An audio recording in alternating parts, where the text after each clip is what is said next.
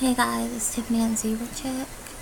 I'm going to teach you how to make what everyone calls a preppy sign.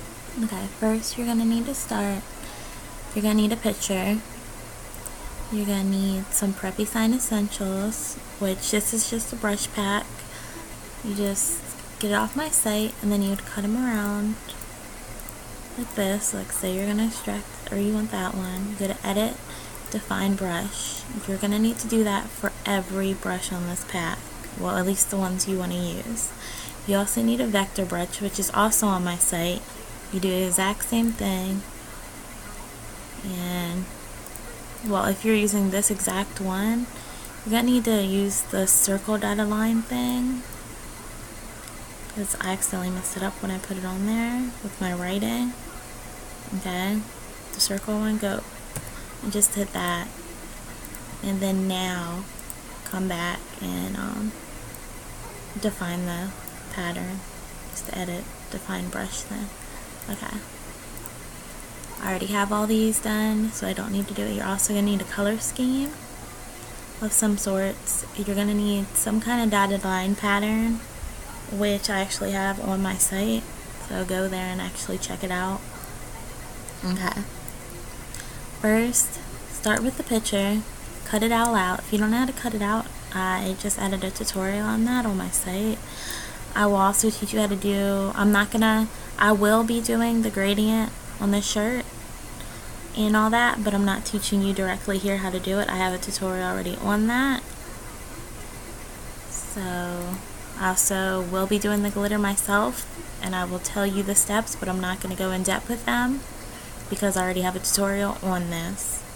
Okay, once you have it cut out, come over to the layer, right click it, hit blending options, come down to stroke, find your dotted line pattern, okay, put it on number 4, then come to drop shadow, distance 0, spread 0, size 7, that's done.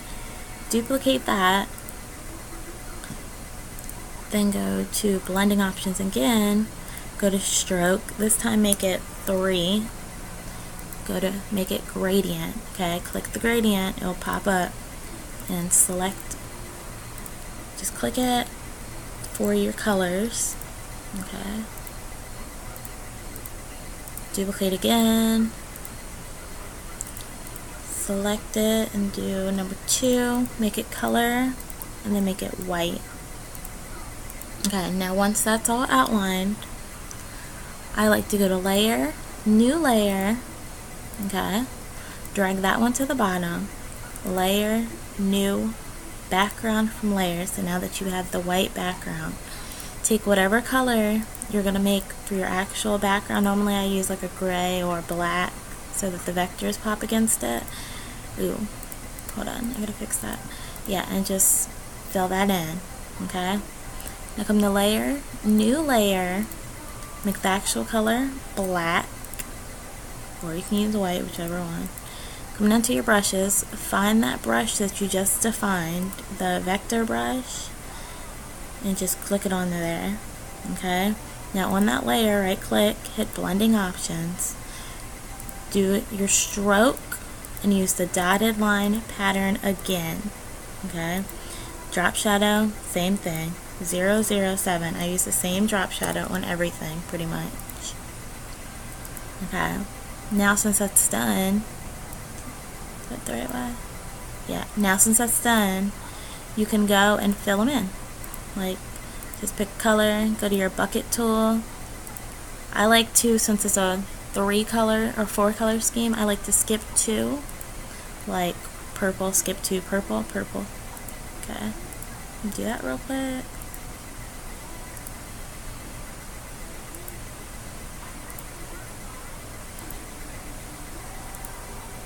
Oops, messed up there, hold on.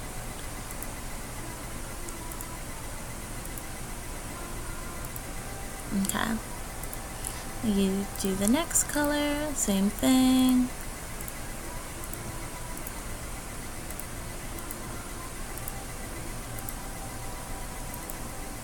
And sorry if you can hear my TV. It's not my fault. I just don't feel like muting it. Try and do this as quick as I can, so I don't have to have like 40 parts. Particularly, I'm trying to only do 2 parts. Okay. Fill this all in. Once you have all that done, all the colors are in. Okay. You go right click that, hit blending options, go to pattern overlay, and find wherever your dotted line pattern is. Like, let me find one of my dots. Sorry, I have so many patterns. That's probably gonna lag. Okay. Get your dotted line. You'll just have a white dots on it. Go to where it says blend mode, hit overlay, and then mess with that, like how light you like it. I normally put it about, I say about anywhere from 36-ish, depends on the colors, to like 40. I know you're like, I can't see them, but that's the way I like mine. Okay. So it's just like that. You have that part done. Now, since that's done, I'm just going to go ahead and do my gradient on her shirt real quick. Hold on. Just so I can have that part done with, and I won't have to come back and do it again.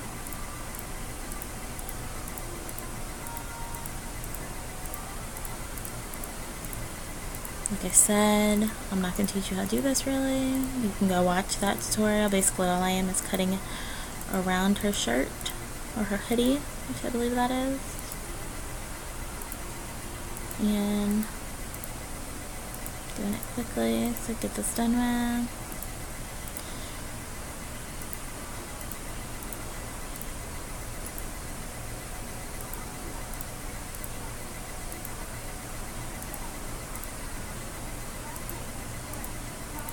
Okay.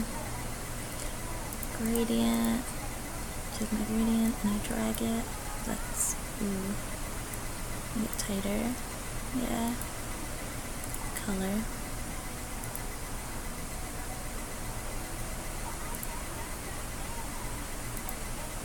Yeah, it looks better. That's done.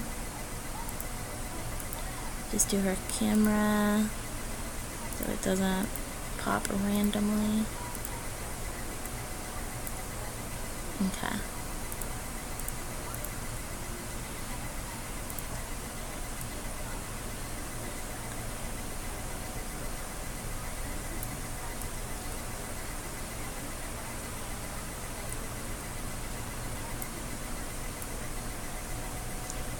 I actually like to make my actual picture black and white because I don't like the color contrast. So if you're going to do like I'm doing, you'd come to the layer where the picture is actually at and go to image adjustment, desaturate.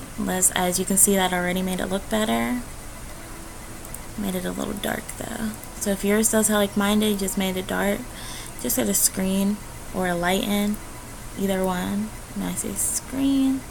And now it's lighter and it looks better and it blends in. Okay. You don't have to do that step. You could just leave it alone, whatever. Okay. Next, I like to go to layer, new layer,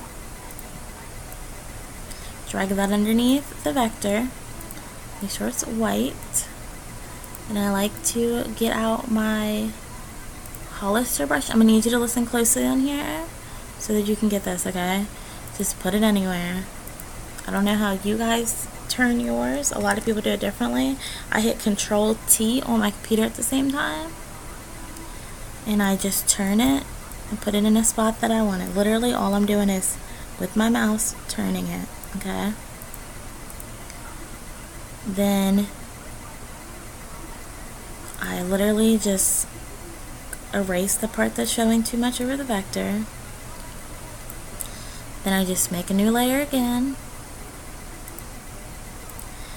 Do the same step, pretty much just do the same step into any spot that you want it.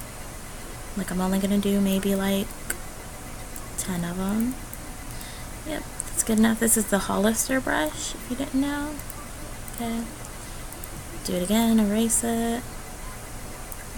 Layer, new layer. I don't know how other people do this, but I've done this the same way for years.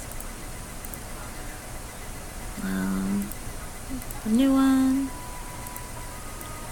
take it, turn it, put it right there. Okay. Damn it. This is already at 10 minutes. So sad. Okay.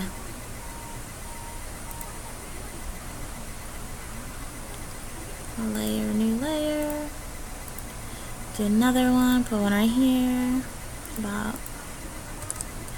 You don't have to do as many. You can actually skip this if you don't like using the Hollister, or you can use an Abercrombie. Use pretty much anything. Okay.